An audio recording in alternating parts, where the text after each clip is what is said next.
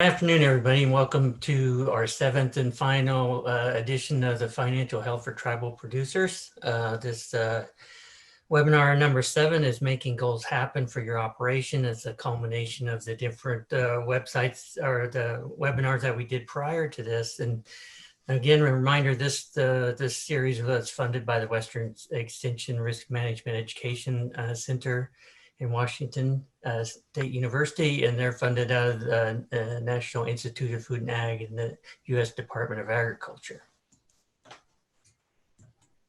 Go ahead.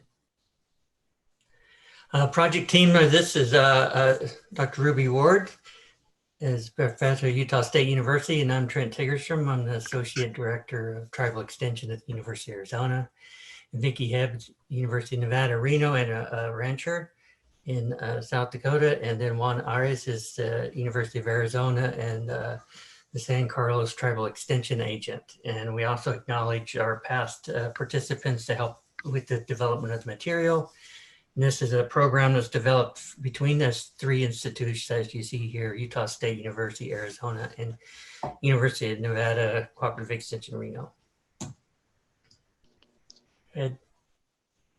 So previous ones, if you remember, and at any time you can go back and look at these, but we had a series, a 6 series of them. So building a strong foundation, using NIFA app assist, and then you look at building your business from a foundation, asking the 10 basic questions, and building your business foundation part 2. That's doing a little bit more of the financial analysis.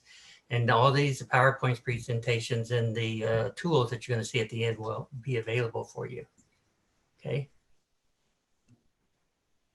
Moving forward with your business part 1, that was what we did last time. Did what will work for you, talk about enterprise budgets, the break even and sensitivity, and moving forward with your business part 2, putting it all together, how to make your planning work, and then using the MiFi Assist. And a lot of what Ruby will be going over today will build on the exact same enterprise budgets that we used in these prior ones. So you can always go back and look to see where she got some of the numbers from the budgets on that. And those are where you can find those is at the recordings available at the Facebook, AZ FERTEP Facebook, or the Tribal Extension at extensionarizona.edu. Okay. Oh. So just one refresher on this, because what we're going to be talking about today is really important on this, is profit. What do we mean by profit? So what we're looking for is that marginal per unit. That's the price that you receive for that minus the variable costs that change with that times the quantity of that. And then what that does is that allows you to get the funds left over to cover your fixed cost and the profits on that. So that's what Ruby's going to be going over today. She's going to be hitting on that to kind of re-emphasize a lot of those issues and to take it one step further and ask some additional questions that'll really help you kind of get a better handle on your business.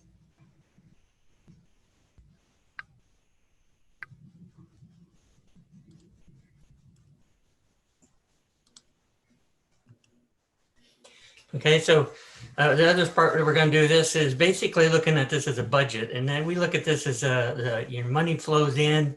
It's like the water jug, and it's a water level, and you're always constantly looking at where that water level is. And we use the water jug because it's clear and you can see where that level is. And it's important to have that clarity when you're looking at your budgets and your finances on that. And then from the money flowing in, you need to look at when the money flows out. You always want more money flowing in than you want flowing out, of course. But it's also a matter when the flows come in and when the flows go out, and for how long, and the amount of those, and how big a flow you're having when you open that up. So changes, more flows than in than out. That's the main part of this, and just to build that up. And with that, Ruby's going to go over some really good examples to help you analyze your business and look at that, looking at the margin and then going through on these flows.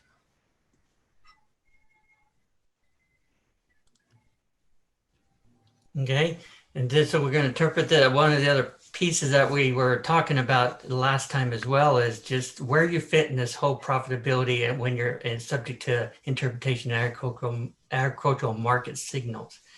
So when you're down in a smaller one and you're in this niche area, so a lot of in the current COVID era that we are in now, a lot of these niche markets, did farmers markets, were able to adjust rather quickly and still being able to sell some of their commodities to the people who are now really interested in getting some more local food. But as you start to grow your business, you start having to do the marketing demands on everything, and you start having a lot more production out there. So your time gets more and more restricted. So you start getting a lot tougher to get everything done that you need to get done. So then you're going to have to start adding labor and added these other costs. And they kind of call that area this Death Valley. There's really narrow window that's difficult to get through. And then once you get out there, you start growing and get bigger, your cost of production goes down because you're producing more per acre, and your variable cost and your cost per fixed unit starts to go down. And that's what you're seeing a lot on the commodities and the larger ones. When they really have a lot of acres, they're coming out here, the lower cost producers selling on the market. They're a little bit more, and they can handle some of these market fluctuations a little easier than you can, certainly in Death Valley, but over here as well. So with that, we're going to go to Ruby, and she's going to take over and show you some really unique ways and simple ways to really enhance your business. And, okay, Ruby.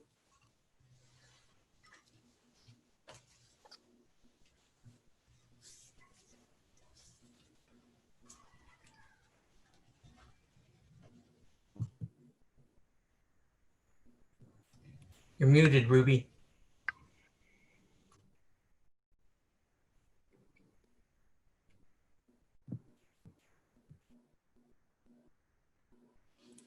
There we go. Sorry about that.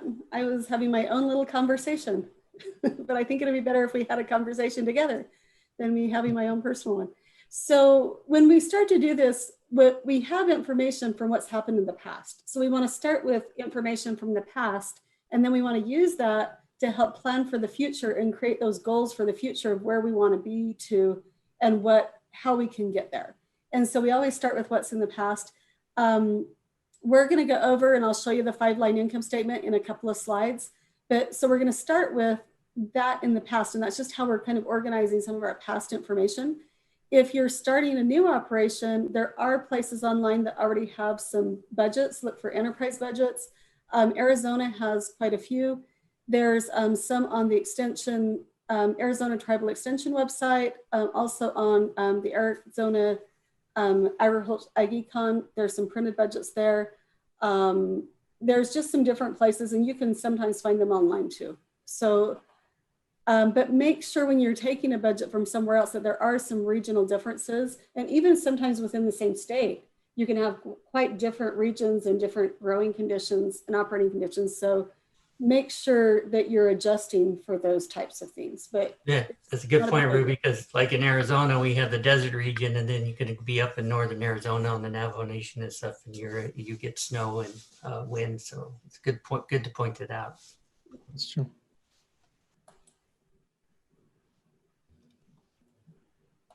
So you have that past information, and then the way that we're formulating it, or the way we're putting it together so we can see it, is to calculate that 5-line income statement.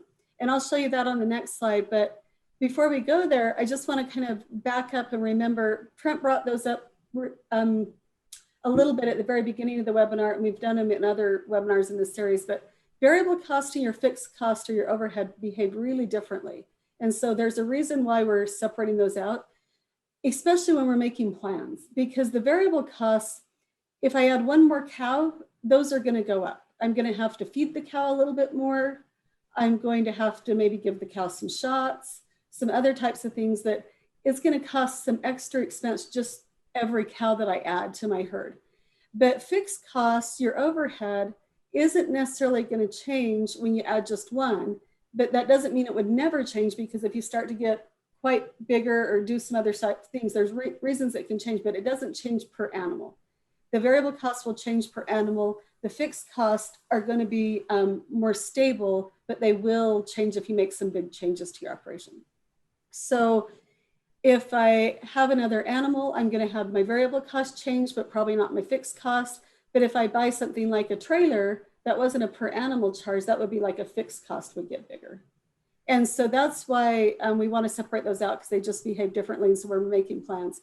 Some of the big ones that they think of as overhead is your depreciation. So your equipment as it wears out, interest, repairs, taxes, insurance. And so there's just some of those utilities, things like that.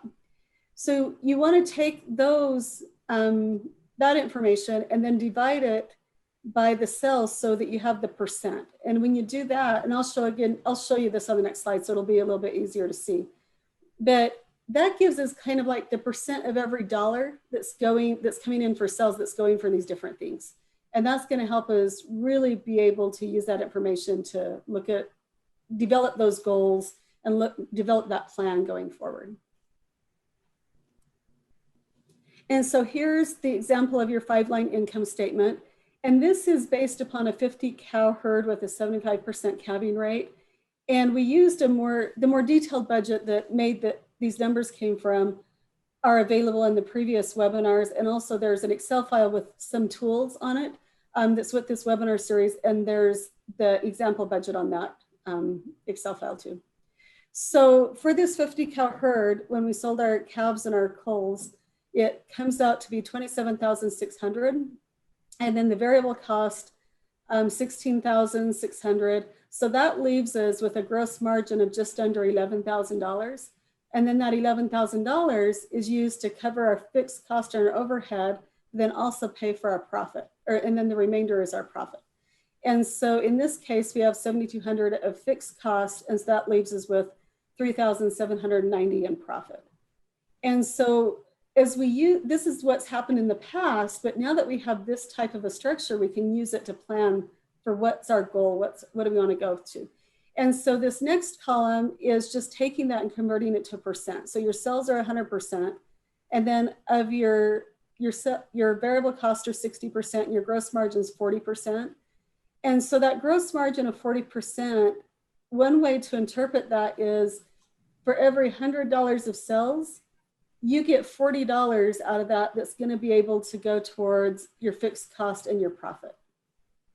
Or your profit percent there at 14%, for every dollar of cell, you get 14 cents of profit, or for every $100 of cells, you get $14 of profit. And so that can kind of just help you kind of know where you need to be. And it's good to know these relationships, but you can't just say every cattle herd's going to have a 40% margin or a 14% profit, because you really have to look at your own situation and look at what could vary there and what happens. Okay, so Ruby, could you show us another example, or maybe we're doing that now? Yeah, so this is where it's hard to, I think, comprehend. It's what are those variable costs? And so here we have it just broken out a little bit. So I think it's easier if you break it out at sometimes feed, inputs, and labor, but you don't have to break it out into 30 different categories, but just enough so whatever makes sense for you to try to gather your information and think about it.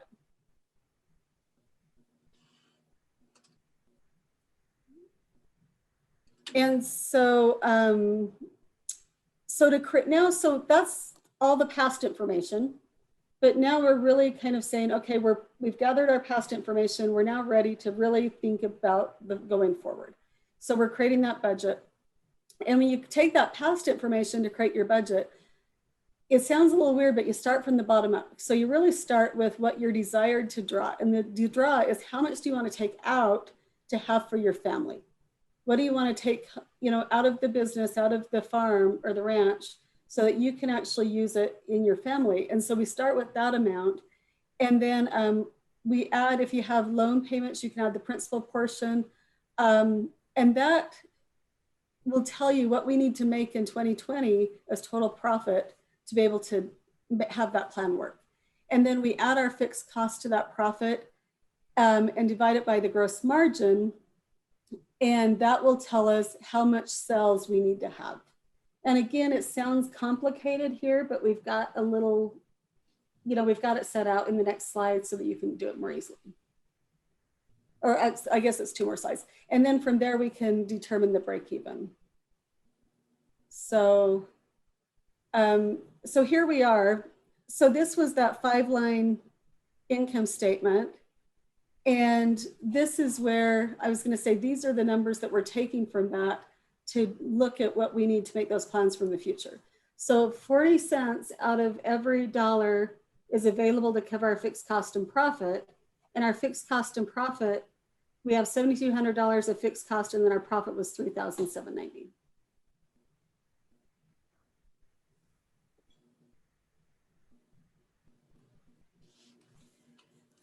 And so here we have some different ones, but let's go over to the Excel, and Juan will change that over to us because we put this into Excel. And now I'm going to show you how. So is what I did is, so that formula that I talked about, so here's what we desire to draw out of the business, 3,790. And then we don't have any bank principal payments to make. So our total profit that we need is 3,790. Our overhead expenses are 7,200. And that was from that 5-line income statement. So that gives us a gross margin that we are going to have to need for 10,990.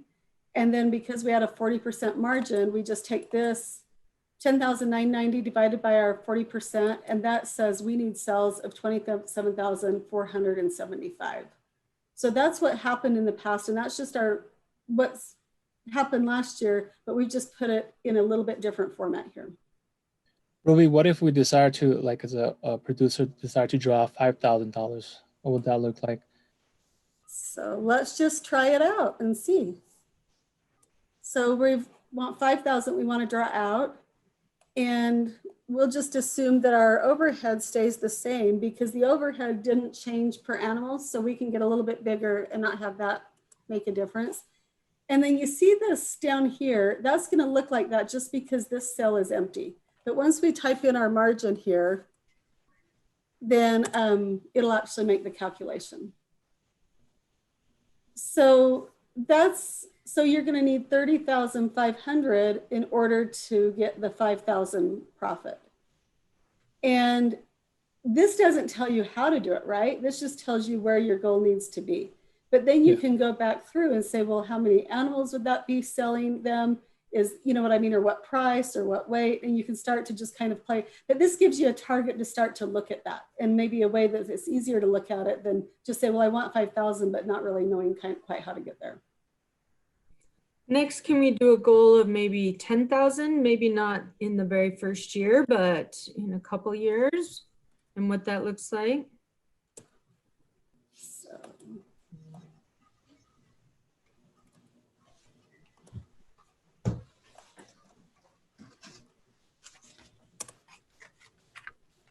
And so that would be 43,000. So is what's interesting though here, we kept the fixed cost the same.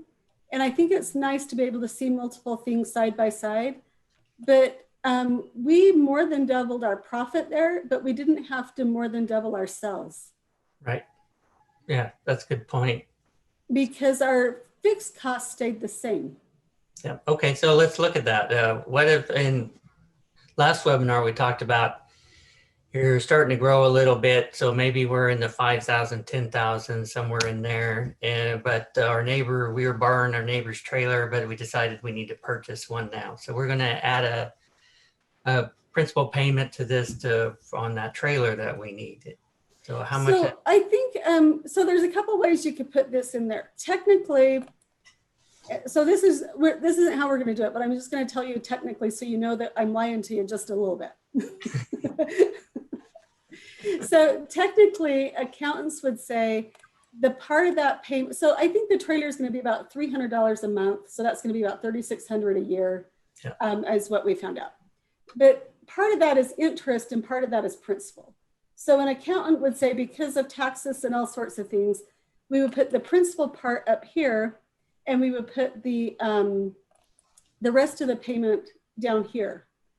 But I would say, because of what we're doing and we're using this to plan, that I don't think we need to get that technical, because I think getting that technical like the accountants makes it more complicated. I think the easiest thing to do, you could do, is if you just think about that's just adding to my expenses, then we could just put it in here, like plus 3,600. And you could also just add that on your calculator separate and just type that in 10,800. Yeah. And so you can see, in fact, I'm going to bring this one back down to 5,000 right now so that you can see this side by side. So the only difference between these two columns is that one added in that extra trailer. And so when we added the trailer in, but we didn't change anything else, that actually makes our cells needed to, we have to get like $9,000 more in cells to cover that trailer. And then so you have to start, so that's partly why we have that Death Valley. So when Trent was talking about that picture, and you said you're smaller, and then you start to get bigger, but you kind of drop down, and your profits really drop down, and you get into Death Valley. It's because a lot of times you're starting to add some of these fixed costs, but you don't really have quite enough production to really make it absorb it, and so it can be kind of tricky sometimes through there. And if you start adding fixed costs too fast, it can really throw your operation off. But yet you're going to have to do some of that stuff because you can't have lots and lots more cows and still borrow your neighbor's horse trailer all the time, right? So you just kind of have to balance that out. But using a tool like this, you can start to put some of that stuff in. And if you wonder how to get the payments for the trailer, we use the NIFA app for that. And so there's another webinar on that that you can go back to. And we have some examples in there. So what if, how big a difference would it make if I was able to get that gross margin down? Say maybe I got my sales, or, you know, I was able to get like a 30% margin on this, or 50% margin, say. I'm really doing good. So that shows that, you know, if you're getting that margin better as you get bigger, then that you even added the horse trailer here, and it still made you, you know, it didn't make your sales a whole lot different. And so maybe you can be more efficient. Just putting it in side by side so you can compare it. And this is why I have multiple columns, because sometimes you can't, I have a hard time remembering all the numbers in my head when I go to change something. So I need to kind of look at it side by side. And then you can see here that basically just increasing that margin lowers the amount of cells we need by about 8,000. Yeah, we're not saying how you're going to do that, right? We're just saying that that's another way of looking at this, and being able to, and I think it's also important when you're going through these examples is don't change too many things at once, right? Look at one item at a time, kind of see what the impact of that one is, and then you can start telling your story a little bit different, add this one. And I think it's important to look at that step-by-step process. This is a really good example of why you always want to look at your fixed costs and basically evaluate that you're getting the best deal for your dollar, as well as not affecting, maybe like in a supplemental situation, not affecting your cows, but that you're not getting overcharged for something, because it really comes into play when you're on a budget this tight. The other thing is that when you look at it here, you can see that the person that has all the really shiny equipment and lots of shiny equipment may not have the highest profit, right? Because their fixed costs are going to be a whole lot higher to be paying for that equipment. But if you don't have the right equipment, so you're not efficient, you know, so it takes you a lot longer to do things, your animals aren't taken care of the way that they need to be taken care of and stuff, then you lose out on other things, right? So it's kind of a balance that really, but this just kind of helps you put that in. The other thing you could look at is if you're going to, well, I'm not going to go there, but no, so I think this is just a way to use the information and really have conversations. So sometimes I think this affects your family, because a lot of our operations are partly family and partly, you know, a business.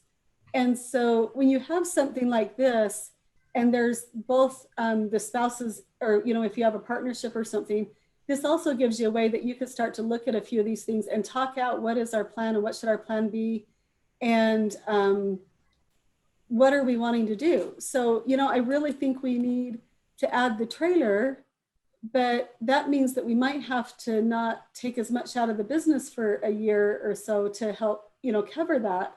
And so we can start to just say, well, what will this look like? What will this look like? And you can have that conversation together instead of just kind of doing it because we really need it. So let's just do it. But you don't really know quite what the full effect is going to be. And so this is a way to just kind of have those conversations too. I think it can help people. So when do you set your goals for the next year, Vicki? So we do that right after we sell calves. And so that's in October. We, sometime in October, our new fiscal year for our cattle usually start in November. And so that's the time that we reevaluate what supplements we're buying, what our equipment's looking like, what our repairs look like previous years. In looking at all of those line items, you can kind of predict your coming up year. Some of them, just like fuel, is kind of a fixed cost, so you can kind of look at that cost every year. But whereas maybe I just repaired my tractor for $6,000, I sure hope I'm not going to do that again next year, or different costs like that may have come up in one year and maybe not into the next. For us, we do this multiple times. We do it with our tribes for the leases, and with BIA to have a plan. We also do it with the bank or FSA as well, just so that we kind of already have a budget in mind going into the next cattle year. So one thing that you can, and I'm like going rogue a little bit because this isn't what they thought that I was going to do, but I'm going to come back to this just a little bit because this is another one that we have the sensitivity. And so you can put in the information from last year, and I actually have a tax rate in here if you're paying taxes on it. But this is where you could use this one to make some changes. Like if Vicki thinks that her fuel is going to be a little bit higher, she can put that in. But we think this might be happening to the cattle market. This might be happening to our feed. Maybe our feed, we think that there's a reason why we can do a little bit different with our feed and get that down. So we can make our changes over here, however big we want to make them. And then that'll give us that new margin. And so I didn't do anything that say maybe we're going to be, there you go. So do 6% on feeds. There you go. See, that makes such a difference. Yeah. So I think that then we've got a new margin here. And so so if you're kind of wondering, well, if things are changing, how do I find that margin to use in this other one? So if I know my margin over here is going to be 41%, then I can come back over here and I can change this to the 41%. Wow. And it really is amazing to look at the difference that even just right there, that was 1% and it made a big difference. So yeah, so you can, so these little tools were made to not be really, really complicated, but just enough to be able to kind of let you start to really kind of feel like you're really have control of the planning process and can work on that. Vicki, how often do you revisit your business management plan? Oh gosh, at least probably bi-monthly, if not monthly. I mean, every month we sit down and pay bills, look where we're at, look at our budget, what was projected. Because when we do our yearly, we do it by month. So then we go in and put actuals. And so that's where this table would be amazing, because at the end of the year, we can, like she was saying, from last year, and then it helps us to forecast possibly the coming year based on, I mean, a lot of things are coming in at this time of year, corn prices and what's projected for corn prices, futures on cattle, feeder cattle, there's a lot of things that come into play there that can get a little confusing, but we're not trying to make it too complicated. But I think what Juan and I are saying is it's important to have your budget in mind every month as you're making purchases and also paying bills.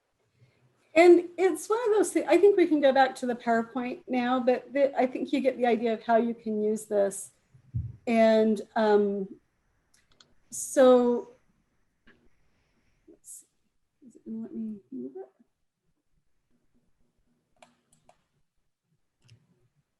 There we go. So this was what we were looking at and stuff. So then once you have that, and this is partly what Vicki and Juan were bringing up, but it's good to step back and see if it makes sense. And so we're trying out a bunch of different things. Is this sales volume really reasonable for this year? Is this something that we really think we can achieve? Is this something we're going to have to work up to? And how can we develop a plan to work towards that? Especially if it's your first year. You know, sometimes those first few years can be really hard too. So, and then you can, sometimes you can look at things like, well, maybe I want to develop a marketing plan differently. Is there something, instead of marketing these animals the way that I've been, is there ways that maybe I can market them that people can do like a quarter of a beef or a half a beef, or, you know, how am I going to do this? And so just kind of think about what it's doing. If it's not okay, that's still okay, because you have the tools here and you've got, and if you're doing it in advance, like Vicki's saying, in advance of the next year, then you have time to kind of keep reworking that plan until you have something that really can make sense for you. And it's always evolving. So don't worry if, like, you know, you have a month that was completely off. Like I just said, you could have an unexpected repair that totally puts your month off. You know, evolve with your finances as they're coming in and rework your plan. Yeah, in reality, you're always going to go revisit your business management plan from last year to see what's going on and what's best for your operations. And if you don't have record keeping, it's going to be really hard to plan ahead to see what would be the best option for you. Right, and that goes back to at the start where you're looking at that water level coming in. You need to have a clear picture of what that level is and what those inflows are coming in and what those flows are going out. So you always know where that level is, and it gives you a little bit of sense of stability in some ways that, okay, I can handle a 5% hit, you know, I'll be okay on that. So it reduces the stress a little bit and the panic that you might see. And it's always better to start to look at some of those things, even if they're not what you would have wanted to have happen. Like Vicki says, she's, you know, looking at her budget and stuff. And so if she knows she had an unexpected expense or something's a little bit lower or it was better or whatever, you can put that into the sensitivity analysis table or something else. And then you can start to get a feel for what is this going to do for me for the whole year. And so you can then start to plan those things out a little bit. And these are meant as tools, not to make you panic. So that's right. So you don't need to be a financial expert. Exactly. And that's not what the intent of this is, right? The intent of this is to give you those foundational pieces of things to think about that are, you know, really going to reduce your stress as you're going through there as much as possible. So it's always better to see something coming than have it, the unknown, always popping around the corner and surprising you. Since it's getting close to Halloween, we can say that. Spooky expenses coming. So. Sure, yeah, I guess go ahead. The reality is to making things a habit in your operations, to keeping record, keep understanding how much you have, how much you can spend. And if you don't understand that from the beginning, it's going to be hard for your business to thrive. Yeah, and the tools that we're using here, we're talking about like 5-line income statement or expanding it to maybe like 8 or 9 lines and stuff. So we're really trying to keep it to a minimal amount of categories that you're keeping track of this stuff in. So it's not going to be overly complicated. I think sometimes people decide that they're going to keep records and they try to have something really, really complicated at the very beginning, and it can wear you out. But if you don't keep some amount of records, like Juan was saying, then we really can't make a difference. And what we saw when we changed the margin from like 40% to 41%, it made quite a difference. And that's why we need some really pretty good records for what's going on with your operation, so we know some of those relationships. Yeah, and the last bullet that you have under here is when think of what you can physically do on your farm or ranch. Okay, So you're going through some of those margins, you're going through some of those, probably those sales volumes you're looking for. What can you physically do given the resources you have available? And always keep in mind, even physically from yourself too, right? Can you physically go out there every day and maintain these animals, or what kind, or is some assistance going to be needed either by family or somebody else? At what level you're going to be? So, I mean, you can always plug in a bunch of sales out there, but if you don't have the if not physically able to do it, and you get out there and actually work the cows and stuff, you're really going to have a hard time meeting your goals and stuff, as well as, you know, if the family buying it and all that. So your operation and you need to be together on that and be physically fit to do that. And just economically and physically work within your means. Yep. I think that's really the point of this, because, you know, your goal might be to be at 10,000, but you still got to make it up to there. And in order to make it up to there, you have to have profitability so that you can grow and so that you can make that kind of profit. So I think it's really important to point out to operate within your means. Yeah, and I think it's just, this is trying to let us bring all those concepts together in a way that we can have conversations around them. You can think about it, and also maybe start with, you know, this is my goal, and then how do I get there? But have it be realistic. I think that you don't want to be unrealistic and say, like, my calves are going to weigh, you know what I mean, 1,500 pounds, because that's never going to happen. But you also don't want to put in there that my calves are going to weigh 300 pounds, because, you know, that's, you know, we think that they'll be, so you really kind of, you know what I mean, be realistic, but, so let's see, it's gonna let me go. There we go.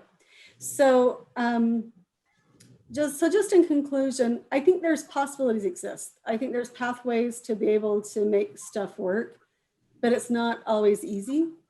You don't have to know everything up front, and just with anything, you'll get better as you go along. And so that's why Vicki, I think, was talking a little bit about being realistic. And sometimes it's good to go a little bit slower, so you're learning more about your operation and your ranch as you're going through. And so if you try to do everything in 1 year, sometimes that's really impossible. But over time, you can get to that 10,000, you know, just by, but it's little steps rather than huge strides. Keep refining your plans. Sometimes you get a little creative, you know, about like, what can I do physically on my operation to get to here? Is there another place that I can get some feed? Is there another, you know, something that I can do that just kind of solves my problems? So, but remember, you need to make a profit. And so, although we enjoy working with the animals and having, you know, the way of life, at the end of the day, it's got to be something that's making money for our family rather than our family paying for the privilege of doing it.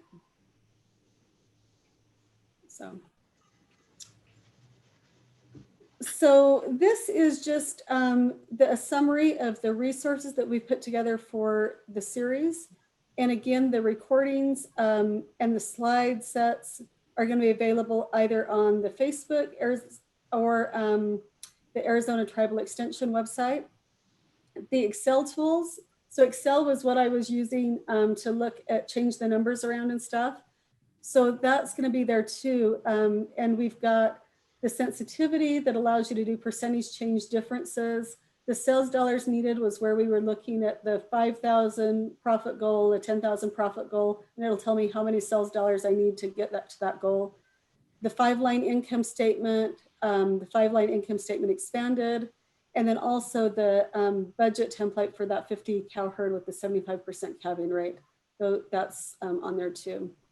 And then we have an app available on Google Play or iOS, and MiFi Assist, and that's going to let you calculate loan payments, how much with different interest rates and other types of things. So these were the main resources that are going to be available.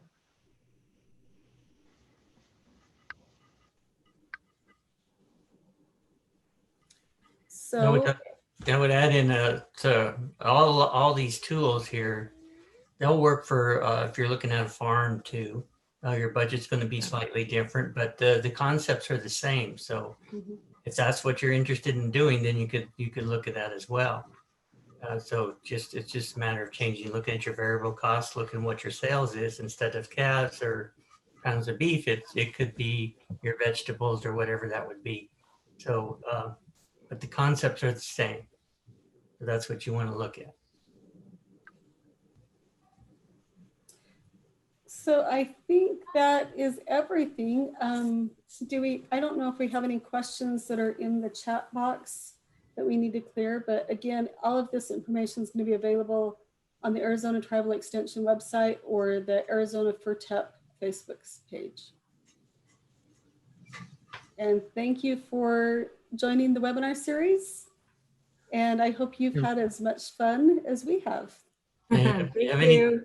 you have any questions, feel free to contact either one of us about this. Contact information's there. I'd be more than happy to have a conversation with you and share more ideas and stuff that we have available. All right. Thank you. Thank you. Thank you, everyone. Bye.